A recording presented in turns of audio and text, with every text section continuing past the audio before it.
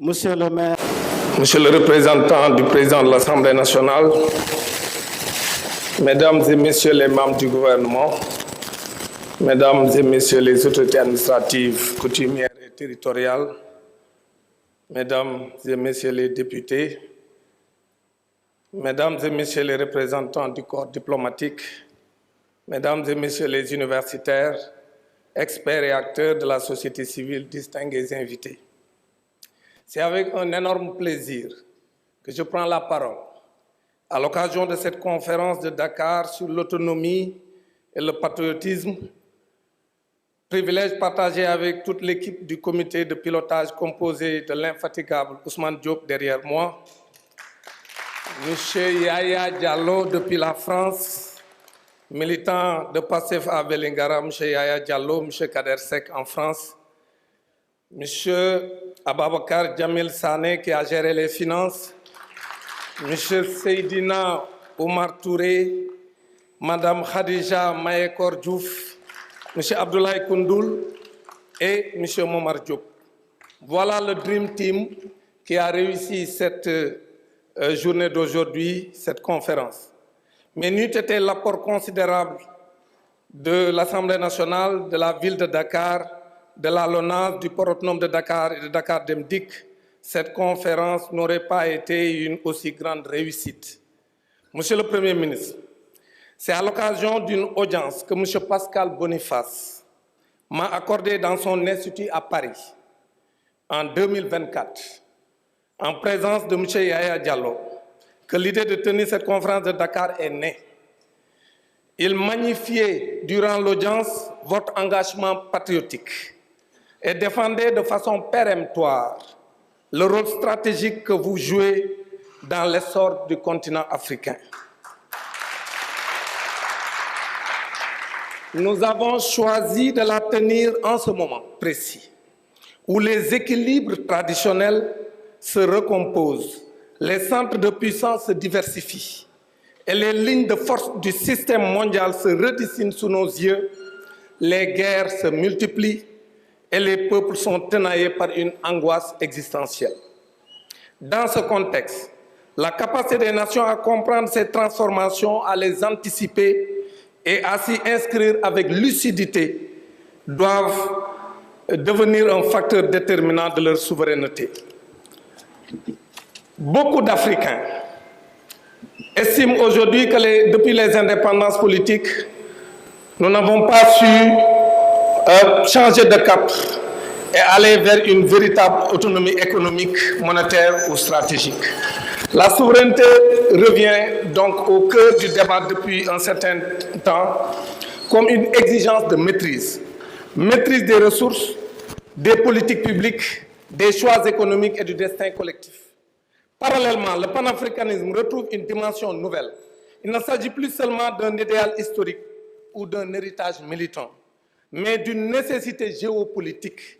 Dans un monde structuré par des blocs puissants et des intérêts consolidés, aucun pays africain ne peut peser seul de manière durable.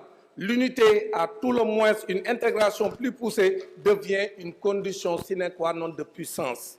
Cependant, il faut dépasser le registre du discours. La souveraineté ne peut exister sans capacité productive, sans institutions solides, sans maîtrise technologique. Le défi aujourd'hui est de transformer ces aspirations en politique publique efficace. La présence parmi nous de M. Pascal Boniface, éminent politologue, universitaire, dont les travaux ont profondément marqué la réflexion sur les relations internationales, donne à cette rencontre une portée particulière.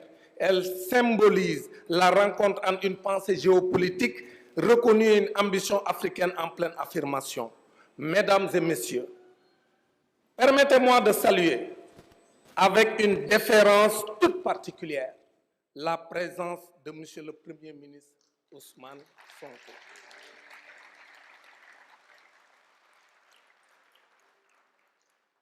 Son engagement en faveur d'un Sénégal souverain, lucide sur les enjeux du monde et résolument tourné vers l'avenir, donne à cette conférence une résonance stratégique majeure et c'est certainement la raison pour laquelle M. Pascal Boniface l'a magnifié et l'a mis parmi les 20 maîtres du monde qui influencent la marche du monde.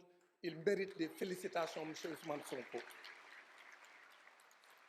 Monsieur le Premier ministre, ce que nous réunit cet après-midi n'est pas un simple exercice académique. Elle s'inscrit dans une dynamique plus large, celle de la construction d'une capacité nationale de réflexion stratégique, car dans le monde d'aujourd'hui, la puissance ne repose plus sur les ressources matérielles. Elle repose sur la connaissance, elle repose sur la capacité d'analyse, elle repose sur l'anticipation. Le Sénégal, fort de sa stabilité institutionnelle, de son capital humain et de sa tradition diplomatique, dispose des atouts nécessaires pour jouer un rôle de premier plan dans cette nouvelle configuration internationale.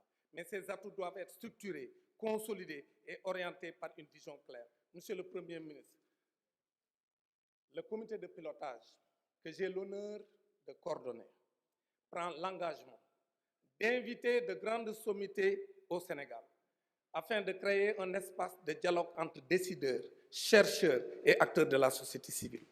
Favoriser l'émergence d'une pensée stratégique africaine, contribuer à la formation d'une nouvelle génération d'analystes capables d'éclairer la décision publique.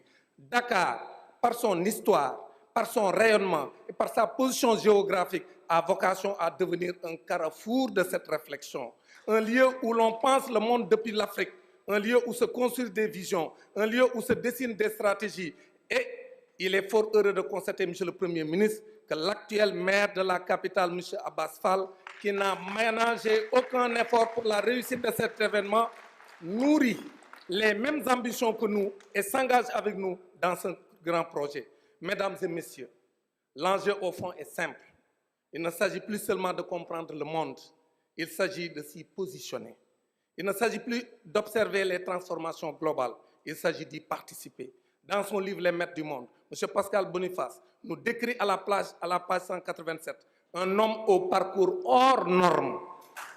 Son constat est objectif car M. Ousmane Sonko, gardien de la Révolution, est un personnage hors norme.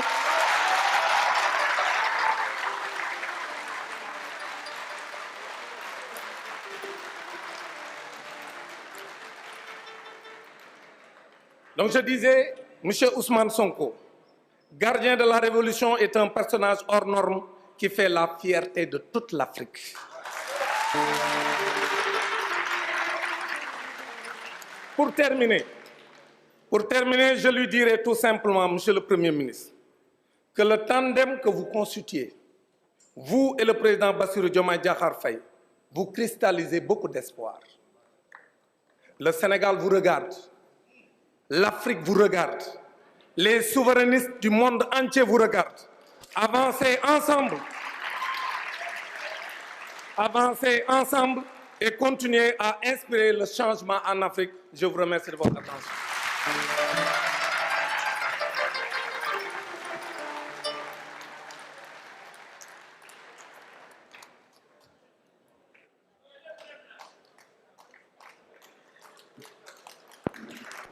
mbokk yi maa ngi leen di nuyu kenn ku ne ci sa